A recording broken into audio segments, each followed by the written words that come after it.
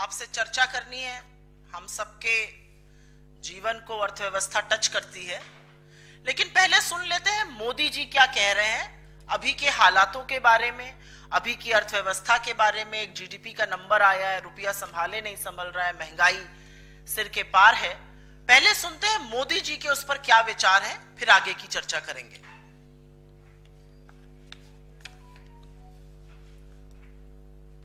देश की विकास दर का जो फिगर आया है वो बहुत ही चिंताजनक है। देखिए, तीन बातें हैं जिसको कारण बड़ी चिंता का विषय बनता है। एक, विकास दर का इस प्रकार से नीचे गिरना।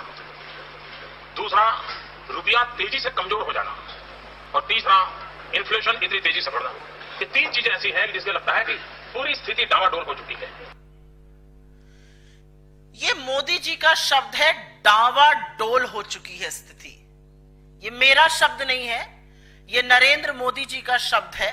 स्थिति वाकई में डावाडोल है और इसलिए अर्थव्यवस्था पर चर्चा करनी है, जिसको बर्बाद करने में कोई कसर नहीं छोड़ रही है मोदी सरकार। जीडीपी की जो दर 21 महीने में सबसे लो, ऑलमोस्ट 2 साल में सबसे लो 5.4 पर आई, उस पर चर्चा करनी है।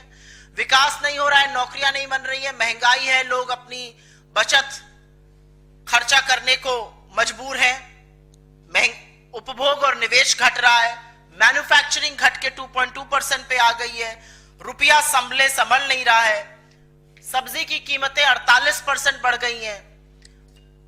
और गोल्ड लोन, मोदी जी चुनाव में एक बात कहते थे, आपका मंगलसूत्र छीन कर ले जाएंगे।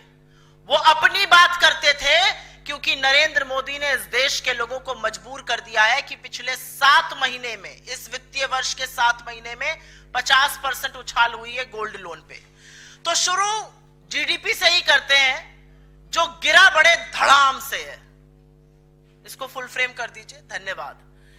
जीडीपी कुछ ऐसे गिरते गिरते धड़ाम से आवाज आई और जीडीपी गिरकर 21 महीने के सबसे कम आंकड़े पर आ गया और ये 5.4% है। जीडीपी क्या है? जीडीपी ग्रोथ कोई एक नंबर है, 5.4%, 6.7%। ये नंबर है कोई? ये कोई संख्या है? बिल्कुल भी नहीं। जीडीपी का मतलब है एक अर्थव्यवस्था में सारी इकोनॉमिक एक्टिविटीज क्या हो रही हैं, कितनी नौकरी बन रही है, कितना निवेश हो रहा है, कितना उपभोग हो रहा है, आपकी क्या समृद्धि है। इसीलिए जब जीडीपी की ग्रोथ दर 2 साल में सबसे न्यूनतम स्तर पर आती है तो इसलिए खारिज नहीं किया जा सकता क्योंकि बीजेपी को वो सूट नहीं कर रही है। मैंने बीजेपी के किन्हीं मंत्रियों को बोलते हुए देखा, कोई फर्क नहीं पड़ता है जीडीपी से। आपको नहीं पड़ता होगा, आपके अमेरिका में पढ़ रहे बच्चों को नहीं पड़ता होगा, इस देश की जनता को, इस देश के मध्यम वर्ग को, गरीबों को, हम जैसे लोगों को बहुत फर्क पड़ता है क्योंकि जीडीपी ही अर्थव्यवस्था का सबसे बड़ा मानक है। और जीडीपी के गिरने का मतलब है कि निवेश कम हो रहा है, जीडीपी के गिरने का मतलब है उपभोग कम हो रहा है, नौकरियां कम बन रही हैं।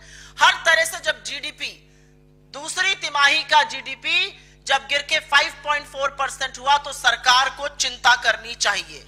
यह करारा झटका है और इसको बहुत हल्के में लिया जा रहा है।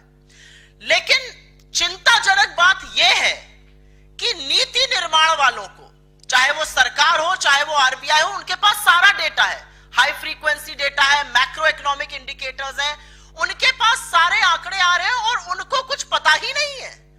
अक्टूबर के महीने में आरबीआई ने दूसरे तिमाही का जीडीपी 7% पर एस्टिमेट किया था और वो गिरकर 6.8 या 6.9 नहीं 5.4% हुआ। आरबीआई को खबर ही नहीं है क्या हो रहा है इकोनॉमी में। फाइनेंस मिनिस्ट्री ने इस नंबर को 6.5% पर अनुमानित था, उनको पता ही नहीं है इकोनॉमी में क्या हो रहा है। निर्मला सीतारमण जी को ना अडानी स्कैम से मतलब है, ना महंगाई से मतलब है, ना बेरोजगारी से मतलब है, ना जीडीपी से मतलब है, तो वो बैठी क्या करने के लिए है नॉर्थ ब्लॉक में। मतलब आरबीआई और सरकारी आंकड़ा जो फटाफट चेंज होना चाहिए था क्योंकि उनके पास पूर्वानुमान आ जाता है, उनको पता है इकोनॉमिक इंडिकेटर्स क्या है, क्या हो रहा है इकोनॉमी में, उनको हवाला ही नहीं है, होश ही नहीं है।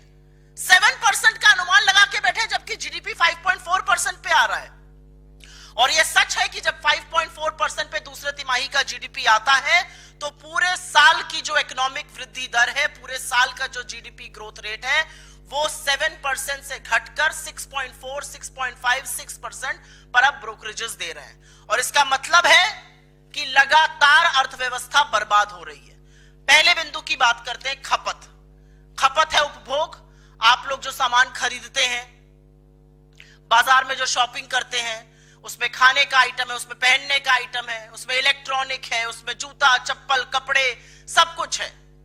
उपभोग हिंदुस्तान की जीडीपी का 60% मतलब 2/3 हिस्सा है, और उपभोग गिरकर 5.9% पे हो गया है। Go to the next slide please, thank you. 5.9% पे उपभोग हो गया है, और सरकार का न कोई खबर है ना वाकई में कोई चिंता है।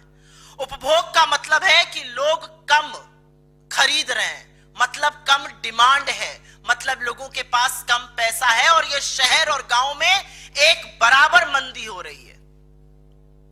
और जितना कम खरीदेंगे उतना कम निवेश होगा, उतनी कम नौकरियां बनेंगी, और ये एक कुचक्र चलता रहेगा।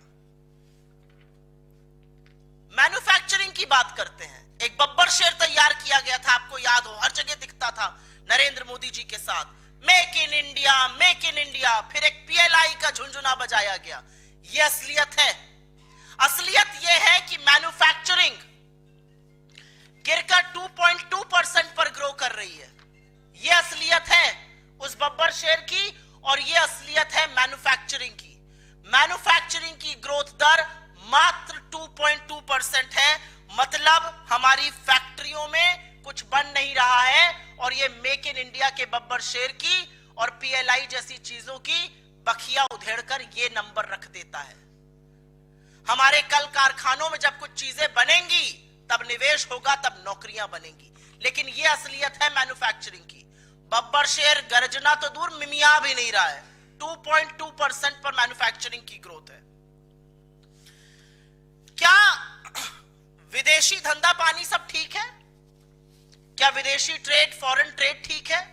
उसका भी जवाब ना है, क्योंकि जब मैन्युफैक्चरिंग 2.2 पर है तो इसका मतलब है कि आप कम बना रहे हैं, मतलब आप कम आयात कर रहे हैं। जो पार्ट्स आते हैं, जो कल पुर्जे आते हैं, जो रॉ मटेरियल आता है, वो आप कम आयात कर रहे हैं, और वो दिख रहा है।